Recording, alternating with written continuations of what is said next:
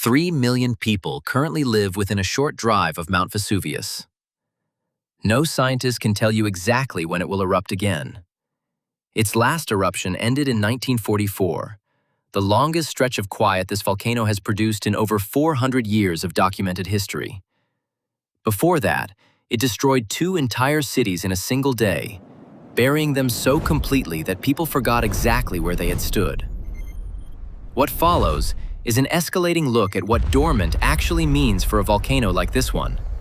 And the strangest detail is still ahead, hidden in the one period of Vesuvius's history nobody likes to talk about: the calm right before the eruption that made it famous.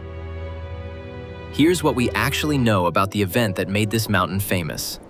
Vesuvius erupted catastrophically in the year 79, in what volcanologists classify as a Plinian eruption, a term borrowed from Pliny the Younger, a Roman writer who watched it happen from across the Bay of Naples and left the only surviving eyewitness account.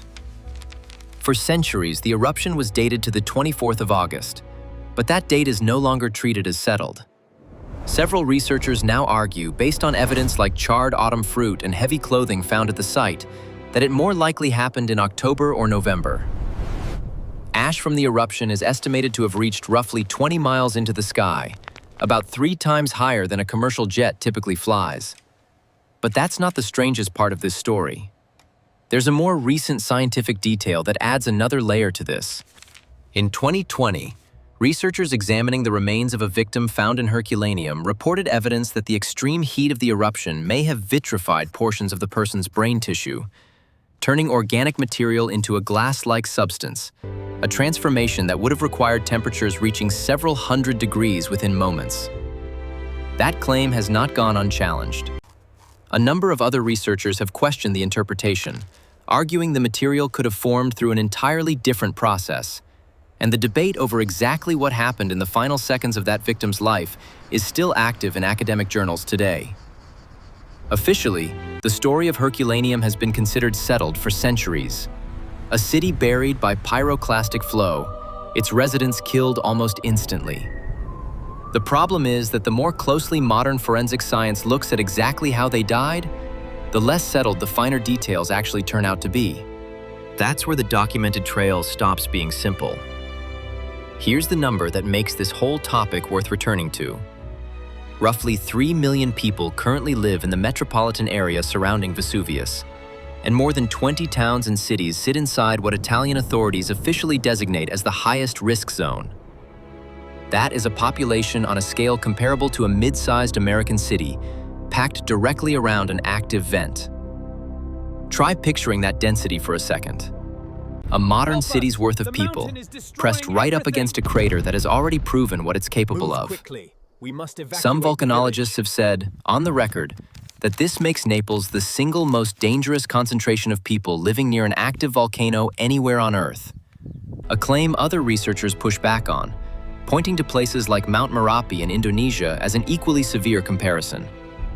Compared to what's coming, though, this population figure is still the easy part to explain. And that's where the detail gets messier. The pattern gets stranger when you line up the eruptions that came after 79. Vesuvius erupted again in 1631, then in 1794, 1872, 1906, and finally in 1944. 82 years have now passed since that last eruption, longer than the average human lifespan in most countries, and the longest gap between eruptions this volcano has produced in centuries of continuous record-keeping. Officially, a long, quiet period like this is often described in the press as reassuring. The problem is that volcanologists don't read it that way at all. A long pause in activity can mean pressure is building somewhere nobody can directly observe, rather than dissipating. That should have settled the question. It didn't. Here's a detail that puts the monitoring itself in context. The Osservatorio Vesuviano, founded in 1841, is the oldest volcano observatory in the world. It predates the invention of the telephone by decades. Today, it tracks the mountain through a dense network of seismometers, GPS stations, and gas sensors, watching for the kind of subtle shifts that typically precede an eruption.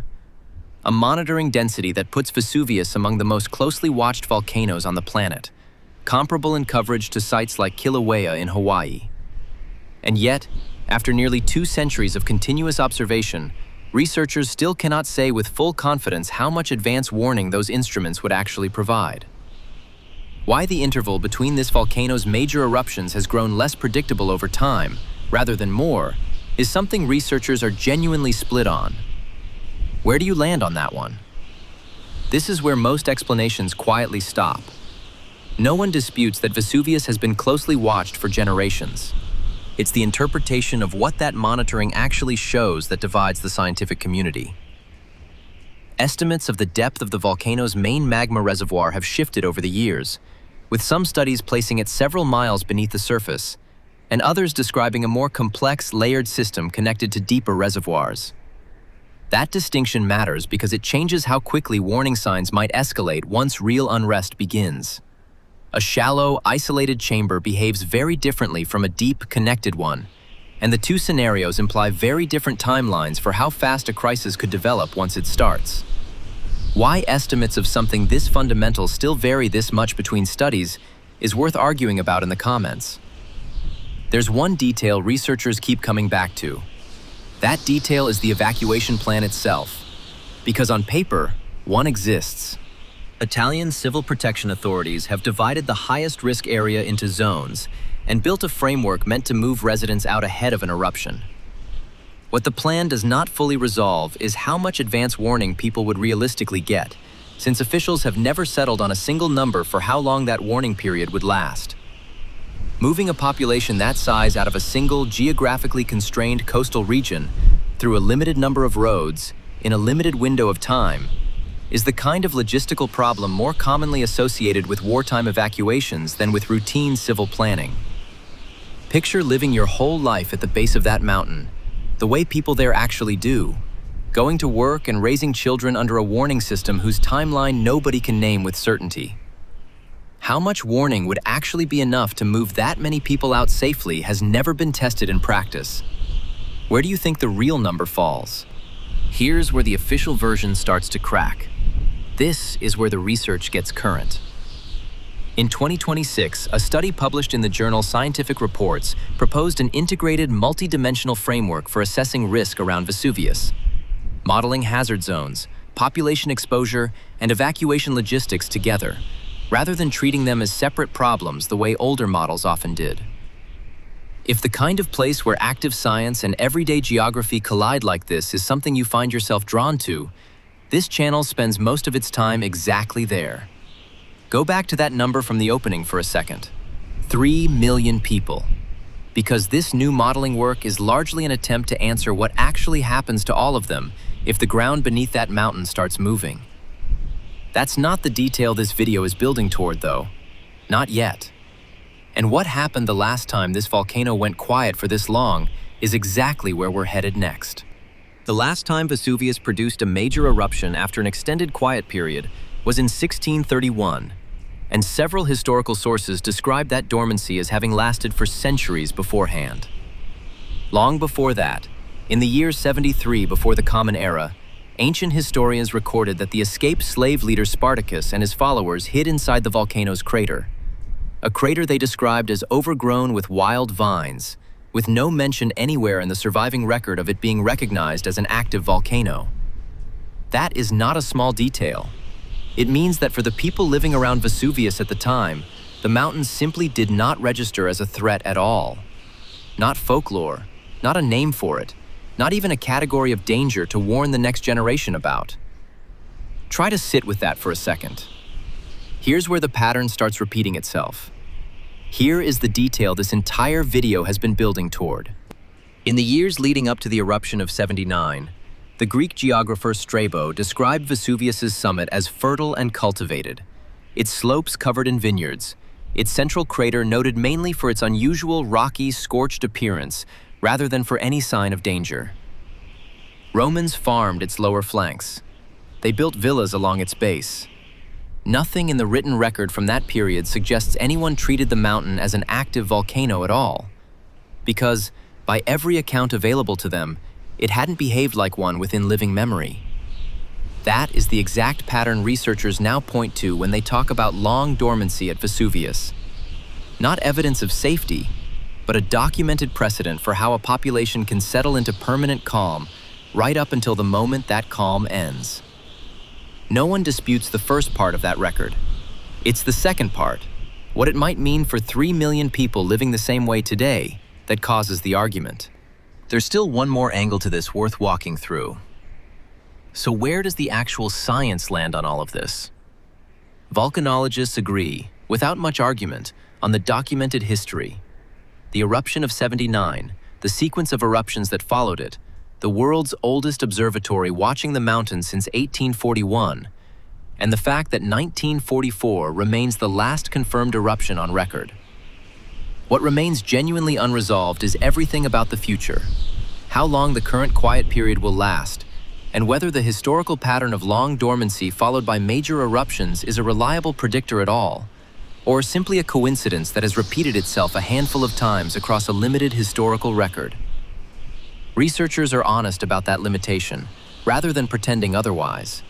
Whether that gap between a documented pattern and an actual prediction is something worth feeling unsettled by, or simply the honest shape of an open scientific question, is not something this video is going to decide for you. If the pattern really has been building toward another long dormancy followed by a major eruption, and you were the one deciding whether to trust it, what would be enough evidence to convince you either way? 3 million people are still living within a short drive of Mount Vesuvius tonight, going about the same ordinary routines that Romans once kept on the same slopes 2,000 years ago. What's documented isn't in question. The eruption of '79 happened. The eruptions that followed it happened. And 1944 remains the last confirmed event on record, watched the entire time by the oldest volcano observatory on Earth. What isn't documented, and may never be until it happens again, is exactly when the next eruption arrives, and how much warning anyone standing in Naples or the towns around it will actually get. This isn't unique to one Italian mountain either. It's the same quiet arithmetic playing out anywhere a dense, modern population settles permanently onto ground that has a long, violent memory and no fixed clock. Vesuvius simply happens to be the version of that arithmetic we can see most clearly, because it already showed its work once, in the clearest possible terms, to a city that never saw it coming. From the ring road circling Naples today, the crater is visible on a clear afternoon, a green, quiet shape against the sky, indistinguishable at a glance from any other mountain. The mountain hasn't moved in over 400 years of active watching. Somewhere in that stillness is a number nobody has been able to write down yet, the number of years or days this particular calm still has left to run.